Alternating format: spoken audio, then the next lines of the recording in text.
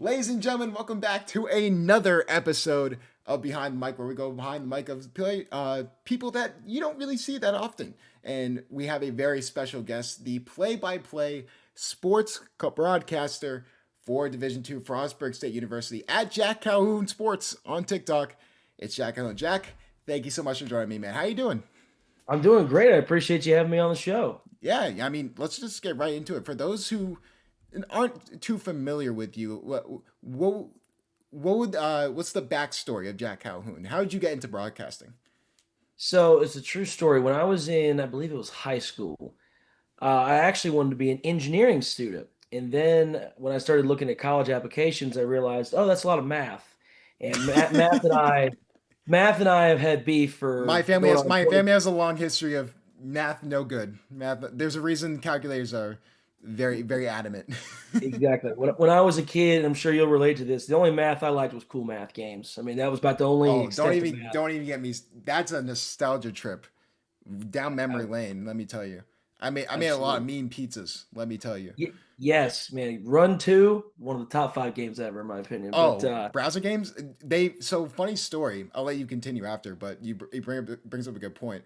Uh, it was it got so popular in my school, they actually banned it from the school like they because had to put a firewall up. yeah, and they They because do the same thing in our school. Yeah. because they're like, oh, okay, you guys aren't even doing homework. You guys are just playing like Papa's Freezeria in the back of the school. What do you expect us to do? It's, We're I doing the mean, best we can with a public education, you listen, we're know? just perfection our food expertise and like parkour skills. I feel like that's fair, you know? It's underrated skill, honestly. I Yeah. use it at least twice a week as a broadcaster. But no, when I was looking at that, I actually used to play a lot of college football. I had a Wii, best console ever, Yep. and I used to play NCAA football '09. I'll play the one where you have like the mascot mashups and all that. And I would find myself playing these games in the afternoons and evenings, and I would just like talk out what I'm seeing. I'm like, oh, the receiver made a catch for 13 yards. And my stepfather just was passing by one day and heard that. He's like, you kind of sound like the guys on TV. I'm like, what do you mean? He's like, well, there's guys that get paid to do that. And I'm like, get paid to talk about video games? Like, well, that too, but to actually talk about what's going on with a sporting event. And I'm like, huh, that sounds a lot easier than doing a lot of math. So let's see what this is. And let's see, my first opportunity with broadcasting came when I was a senior in high school.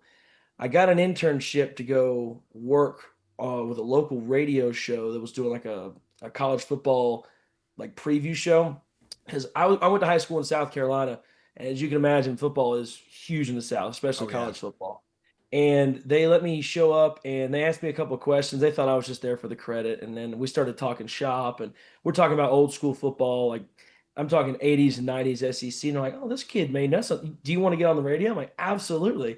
I came back a couple episodes, I'm like, oh, this kid's pretty good. And then little by little, I started to get a little bit more experience. For about a year and a half, I had to put it on the back burner when I went to junior college because, as I'm sure you can attest to being a student, sometimes the workload can get too much. But I was also working, 40, 50 hours a week in junior college. Just didn't really have the time. And then I went to Valdosta State to finish out my undergrad degree. And that's whenever I met someone who got me set up with doing volleyball. And that was my first official sports broadcast.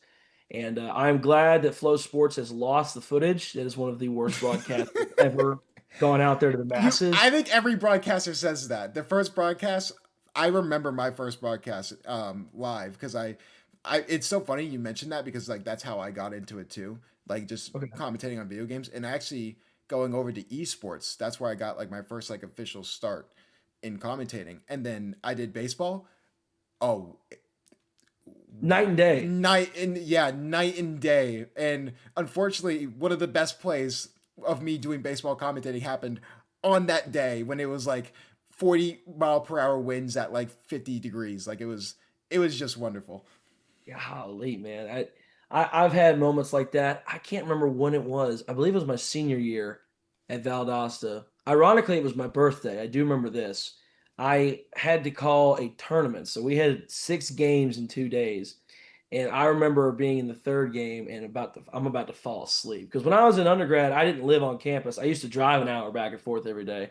And I'm not a coffee guy, so like I didn't have any caffeine. And I'm sitting there, I'm about to fall asleep, and someone makes one of the best kills I've ever seen in my life. And I was trying to say something to the effect of, "What a kill on the outside!" And I said something, it's like, geez, it was not good. We've definitely come a long way, thankfully. Man, that announcer was just lost for words. I mean, amazing. But Folks, I was speechless. that's what you go for. It's just like it just you stop everything and just say, "Wow!" Like that's my go-to when I just like because my brain thinks faster than my mouth sometimes, and I just have to Same. just like let the play breathe. Because if I don't, you're gonna see like like a tumbleweed going downhill. Exactly. It's just wonderful.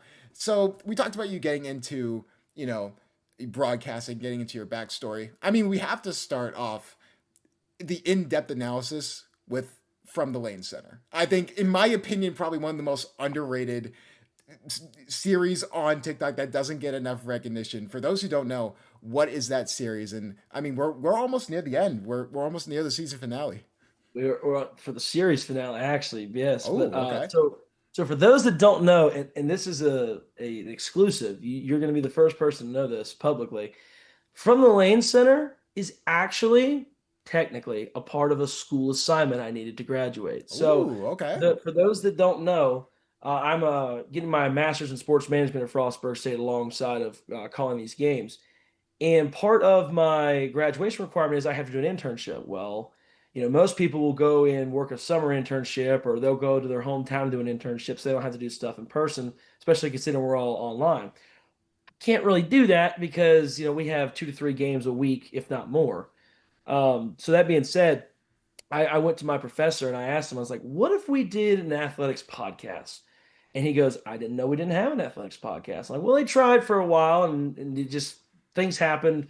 Obviously, state school, underfunded. It's kind of hard to put stuff out on a consistent basis. So I said, well, what if we did an internship where I create the podcast and I'll make the episodes, I'll schedule everybody. And my goal was to interview at least one representative from all 25 of our athletic programs that are sponsored by the NCAA. And I marketed it to something along the lines of inclusivity. And he goes, "Okay, I'm willing to do that, but you need to do a video podcast." Now, for several reasons, I can't do a video podcast. The biggest of which it would take 3 or 4 times as much work, three to four times as much time. And truth be told, I'm sure you can attest this. We really don't have a lot of time in our Yeah. life. And I still wanted to do this. And so I said, what if I did a web series every week? And he's like, what do you mean? I said, what if I did the audio only podcast, which we still do. I said, and I made like a 45 to 60-second TikTok every week where I'm on camera. Would that count as a video component? He goes, yeah, what's your idea? And so I threw the idea out there for the Lane Center. Now, for those that don't know, here on the campus of Frostburg State, we have our basketball arena, and then we have this long glass walkway that connects to another building called the Lane Center. That's basically our student union. That's where Chick-fil-A, thank goodness, is there. That's And I'm things jealous like of that. that. Just having that because I know like so I see it online sometimes where some like Texas high schools will have it, and I'm like, how can they afford this? But I remember being in high school. Like I remember being a freshman in high school, and there were some days they used to bring Chick-fil-A, like fresh Chick-fil-A to the school, and you could like buy it in the lunchroom. And they stopped doing that. And I was so mad because I was like, guys, how else am I gonna get my fix? But it's okay. But anyway, so it started last year during a basketball game. I don't know what possessed me to say it, but we had a kid that hit a shot from probably 30, 35 feet away from the basket. And that's a long 3-pointer. Steph Curry range, as most people would say. And I said he hit that one from the Lane Center. And one of my best friends, Nate Knapp, who was a swimmer here, he is dying laughing behind the camera. And he's like, that is great. You have to start using that. And so I was like, you know what? Let's try this and let's see if it works. And my goal was to get, maybe a couple hundred people watching every week. And good Lord willing, we've had thousands of people watching every week on Instagram and Facebook. And it's getting to the point now where we were covering our basketball tournament last week. I guess it's 2 weeks ago now. our women's basketball team, every time they would see me, they would yell. Like we would be in the middle of West Banco Arena. They would just point at me and yell, "From the lane center!" And it's like it's become this huge thing on campus. And I have athletes come to me all the time. Yo, can I be in the next episode? Hey, I got an idea that might be funny. And it's really been an awesome series. I was not expecting it to grow to the fandom that it has, but it's truly something that started as a requirement, but now I'm doing it for the fun of it. Like it's one of the things that helps get me through these last 2 months of graduate school. Yeah, and I mean, I won't spoil it for anyone who wants to look it up at Jack Calhoun Sports on TikTok, just to see the entire series because I've been watching it since episode one, and like at first I'm like, oh, that's kind of funny, and then the creativity that I've seen like add on to each episode, I think it's been really cool. The first episode, it's like it hits a wall, and it's like, next week, and then it just And goes on. then a few episodes later, did Jack get hit in the face with a ball? What's going on, man? I Yes. really I won't spoil it. Obviously, people can look on TikTok for that series. But you've been at Frostburg State for a little over a year now. You said if you had to, say one call or like one play in particular that you've called personally at Frostburg State, what is your favorite call that you've ever had there? That is a great question. There are two that come to mind, ironically, both in the same game. So, as far as my favorite call, it was probably a touchdown we had in the second round of the national playoffs this year at California, Pennsylvania. We had a 50-yard touchdown pass on a play action fake from our quarterback, Jordan Brooks, to one of our speedy receivers, Ray Adames. And it's one of my favorites. And true story behind it, it almost didn't get recorded. I won't put them on blast, but our radio station, we've had some issues sometimes with getting games recorded and then sent to us and whatnot. But that game, we were having issues back at the station because it was Thanksgiving week. There was nobody there, and we were just lucky to be on the radio at that point. And so I had the wherewithal to get my phone out and record a voice memo. And obviously, we're in like a tin can. Okay, like this isn't like a broadcast booth. Like we're not anywhere in like a Division One. Like this is, hey, we this is the best we got. I'm not putting them down. We're the same way. Yeah, Okay, but in saying that, I had the wherewithal to like pick the phone up. Like I got my phone here and I would like put it right here, and I called basically the second half of the game like this. And I believe it's Call of the Day 32. I believe it is because it was the first of the month, one of these months. But I posted it, and it's one of the ones I've had one of the best interactions on.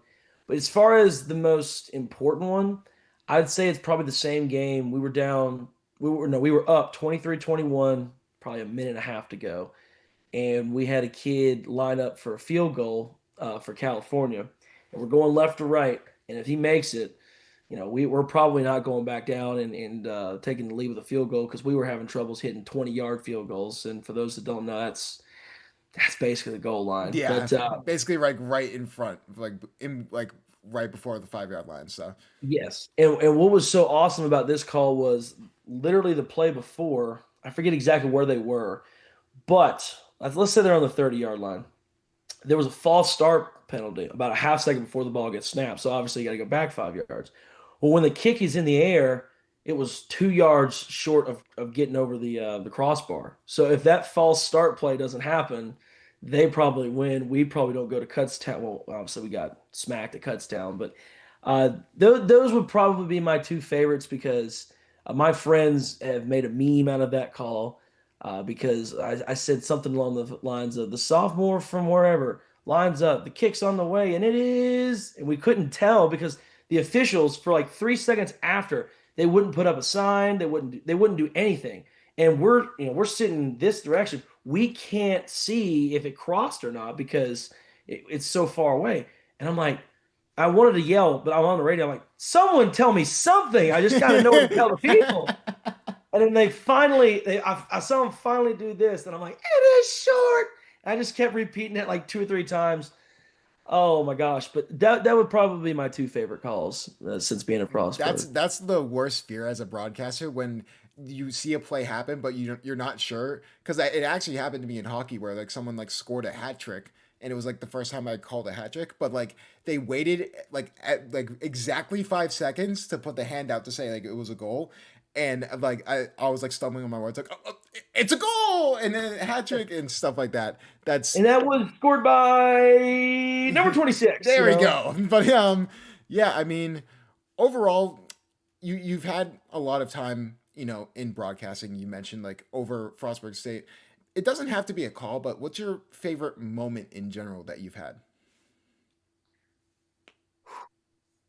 So I'm thinking I that immediately think of like the lanes, people yelling from the lane center. That's got to be that probably so. That's got to be so funny every single time. that's pretty cool to be honest. I do like that, but truth be told, there's more of a heartwarming one that comes to mind. So really, there's two. When I was an undergrad, I had the privilege of traveling with our men's and women's basketball teams at Valdosta State and covering their games on the road on the radio. And my last year, I used to sit across the bus from our women's basketball head coach, Jandra Shermer, which that name may ring a bell. She's now the head coach at the University of Tennessee at Chattanooga, and great person, great coach. And we had a lot of fun on the bus just talking because I found out that apparently, she would struggle on those long bus rides because she had no one to talk to. Well, we're professional talkers, as my sister would say. So we'd have a lot of moments like, Coach, why'd you run this play in this situation? And it actually helped my broadcast and whatnot. And I remember because of some things outside of my control, our last road game with the team, I didn't get to go to the conference tournament for whatever reason, and I won't lie, I was pretty salty at the time. I didn't have the best mindset on it. I thought, oh, if I get to travel with them to Cleveland, Mississippi, I ought to get to go with them to Birmingham. But I remember her on the radio. I always ask every coach when we do an interview, Coach, is there anything else you'd like to say to whatever nation? So at the time we were Blazers. And she says, yes, I just want to say, and she goes on to say, I forget exactly what it was, but something to the effect of like, we're thankful you got to travel with us this year. You made the trips a lot more entertaining. We're thankful for all you do for us, and we hope this isn't the last time we get to work together. And so far it has been, but the fact that they were also in the middle of the best season in school history. They won 30 games that year. They got to host the South region, and I mean, all that stuff that was going on, the fact she took a minute and a half to say thank you for what you do meant a lot to me. And as far as Frostburg, this one's actually pretty recent. We played West Virginia Wesleyan on the women's side of our Mountain East Conference tournament last week, and we were not given much of a chance to win. I mean, truth be told, I think everyone on our basketball team, me and our other broadcaster Justin Locke, were the only ones that gave us a chance. And we were saying before the game, you guys you're gonna go get them, and you're gonna beat them, and they pull the upset.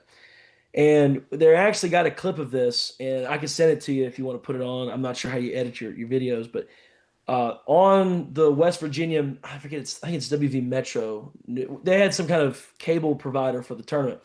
Right after they got done interviewing our player who had like 20 points in the game, I think her name was Sophie Nichols. They cut over to the team bench, and you see three or four of our women's basketball players looking around, and one of them, I believe it was Sydney Snyder, one of them points out of frame, and you just see her yell someone's name. You go back and listen to it. She yelled Jack. They had found my broadcast partner and I from across the stands, and they That's so start cool. running. They started running over to the scores table to celebrate with us, and they got that moment on camera. And truth be told, I've been going through a lot of stuff, personal and professionally, behind the scenes, and that was a moment we really needed. And that one would probably be my favorite moment. Now that I That's think of. that's so cool. Just both those moments, especially like because when it comes to broadcasting, you kind of just do stuff just to do it, and just getting that reciprocation back. This is something that I have not told. I've said it on the air for WRPS Rockland, but I haven't like said it like in a story yet. Like we a team we had a team Rockland Bulldogs on football. They made the playoffs at like 4-6. It was because it was like Division 4, and they were facing a team that was like undefeated. But Rockland was hosting the home game, so we got the broadcast. And we're like, that's pretty cool. And Okay. the coaches that go up to like record the film, they like we're just talking, we're off to the side, and as he's going up, he goes, "Oh, by the way, like the entire Tingsboro football team which is their team name. He thinks you guys are celebrities, and I was like, you can't say that. The ego would go through the roof, but I was just like, it was so cool just because to me, I'm just talking. I think Yeah. the cool thing about broadcasting is you're you're a fan that just talks, like that you're a super fan that talks, and you have that opportunity, and I just think that's so cool. I mean, one more thing before we get to our last question. Again, thank you so much for being on. This has been awesome. Absolutely. Uh, I've enjoyed it. but if you had to give advice to people who want to get into broadcasting, what would you say to someone? Like, what would you say to 15-year-old Jack, someone who like wanted to get into broadcasting but didn't know where to start? Well, if I was talking to my 15-year-old self, I'd warn him about some women I was going to encounter in my life. But oh, probably shouldn't probably shouldn't say that. But what is it called? No, I was just not jokes. expecting. I was not. Yeah, Yeah, yeah. yeah, just All jokes in yeah, case yeah. certain people see this. But This was all satire. yeah, this is all satire for sure. No, if I could go back and talk to my 15-year-old self, I would tell him to get over his fear of being rejected and go and chase any opportunity you can. Go call middle school football. Go call high school football.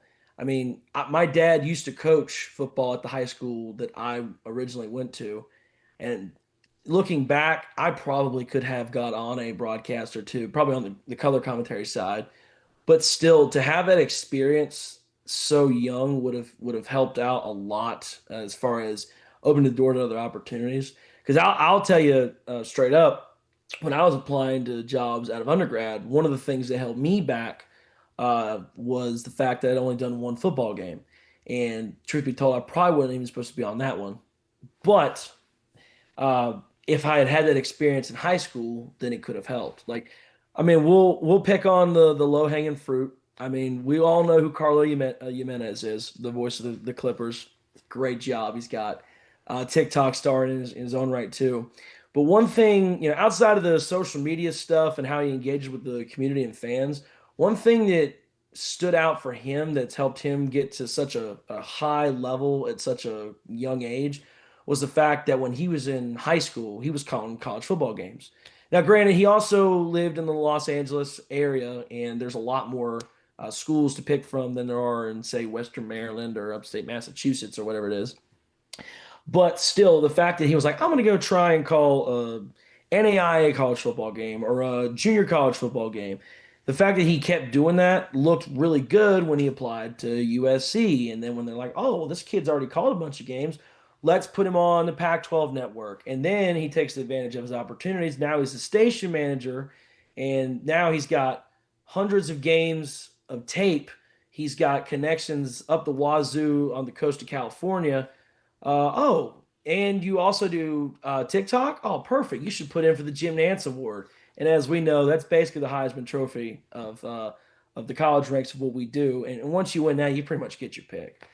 So I would go back and say, hey, find any experience you can, because I think officially my first collegiate broadcast, I was 19 years old. And yes, that's still pretty young, all things considered, but I would go back and say, take any opportunity you can to get on the air, even if it's a color commentary role and you know you're not going to talk a lot. The fact that you're still there, you can take notes, see what the play-by-play guy does, see what you should say as a color commentator, so that way you know how to improve as a play-by-play guy, but also you know what you want your color commentator to say when you get to choose who that is down the road. Yeah, I would fully agree. I started late because me being 25, I didn't like this was my first full year of broadcasting, and it really opens your eyes to just being able to say yes to opportunities and just being willing to like put yourself out there and not hold yourself back. Because I've worn many hats in the past. Some I'm not proud of, but um, overall, like I think that's really cool. Interviewing Carlo would be a dream of mine if I even get the opportunity to do that. Because honestly, what he does, at such a young age, what he's been able to accomplish, it's really outstanding. It really It is. is. But a few questions, a few more like personal, not personal questions, but more fun questions. Okay. Obviously, we want to show the personality side here behind the mic. But first, I need you to give me, whether it's your personal favorite or all time, your Mount Rushmore of commentators. Ooh, I love this question. That is a great question. Okay, well, first off, I know people are going to say he's fallen off on Thursday Night Football in the last few years. Al Michaels is on there. I'm not saying he's number Oh, one, but he's on there. I well, I mean, will say respect to a legend because he's called so many. As a Patriots fan, that Malcolm Butler call, even just as a broadcaster, that's still one of the best calls he's probably ever had. yes, I still remember that call very vividly. That's one of my like ticks. Like that's one of my weird things. Like you know how people have vocal stems where they'll quote vines or Yeah. TikToks. Mine, I just quote calls. You know, it's Oh, once I've like looked into YouTube and just like, especially like I'm big into hockey, so I would look up just like hockey play-by-play calls. I'm just saying it in my head, like someone could be talking about something not even related and like mention milk, and I just think of Mika's Zibanejad. He scored like the most what random a stuff. pull, by the way. That Yeah, is a great the pull. Mika Zibanejad overtime one. Yeah, but all right. So Al Michaels, Al that's fun. Michaels.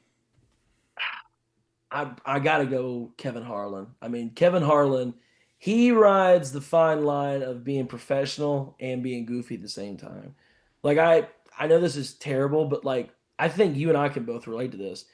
I would argue that Kevin Harlan's best call was for something that wasn't even on the field. It was the Monday night game Oh where yeah. the drunk guy got on the field. He's like, "There's some goofball with a hat." Oh, and they got him. And To the because what was 50. so fun? It's a fort race down to the 40. He's Yeah, a the guy is drunk, but there he goes. Like that I'll never forget. I remember being a kid and having that game on. I got up to go to the bathroom in the middle of the night. I come back and the TV's still on. And I'm like, oh man, this game looks like it sucks. And it did. It was a bad game. yeah. And I just remember about to fall back asleep, and all I hear is the guy is drunk, but there he goes. I'm like, is this Monday Night Football? You know? Um, so Kevin Harlan, Al Michaels. I mean, rest in peace to a legend. Even though baseball isn't necessarily one of my top favorite sports, I got to go Bob Uecker. I mean, that's where I get a lot of my personality from. Just the guy's a legend in his own right. If you haven't seen Major League, anyone who's watching this, first off, what are you doing? Yeah, absolutely. You I've got to seen watch that, it. one of my favorite sports movies out I there. mean, the fact that you got Bob Uecker openly pouring liquor for a what we assume I was an forgot early about that afternoon. scene. I was Uh, gonna say for what was probably an early afternoon game. See, what I laugh every time when I see that scene, the part where he goes, and here comes Cleveland, and he's putting the mic out there and doing this. I laugh because we do a similar thing when we set up our crowd mic. Now, obviously, we don't go out the window and do that for several reasons, but we set up our crowd mic by like putting it a certain direction. And so every time I see that, um, our producer, who I'm really good friends with at Frostburg, he's a big Cleveland fan. I look at him and I'll say, "Yes, sir, they do love this ball club here at Cleveland." He laughs every time. But so Al Michaels, Kevin Harlan, Bob Uecker, and I'm sitting here thinking, I this one's gonna surprise you. I'm gonna go Tim Brando. I Ooh, that's I a good think pull. I like I that. think Tim Brando is so underrated. Now I'm not just saying that because we're friends on Facebook and Instagram, but I do really like Tim Brando and his work. I like seeing, and this may be a prideful thing, but I like seeing someone who's from the South like me get on national TV and not only just do the job, but do the job well. Like I still think when him and Spencer Tillman were together, like hot take, it was better than watching Gus Johnson and anybody. That's just me. Yeah. So we'll ask a few more, but one more very very fun question before we get to the last one, which I'm going to ask every broadcaster because it's definitely one I really want to do. If Okay. you had to eat one meal for the rest of your life, what would it be? Man, that is a good question because man, chicken fingers is good, but Listen, um, 10-year-old me would absolutely agree. I was such a yes, picky eater when I was younger. I still kind of am. I'll tell you what, I'll go. I'm gonna go the plain and dry patty melt from Whataburger. Ooh, That's okay. gonna be my choice. That'll be my choice. All right. Thank you so much for joining me, Jack. But before you go, I'm going to Yes. ask this with every single broadcaster. What is your hottest sports take that you have that maybe controversial, maybe something. What is your hottest take when it comes to sports? Are we talking about in the current state of sports or just all time? All time. Let's or either or. Whatever you think is gonna rile up the fans, as they call it. I'm trying to think what I can do that's not going to get me shot.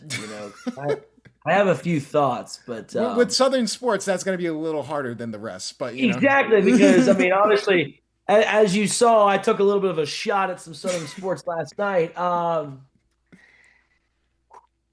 that is a great question. I got to think about this one.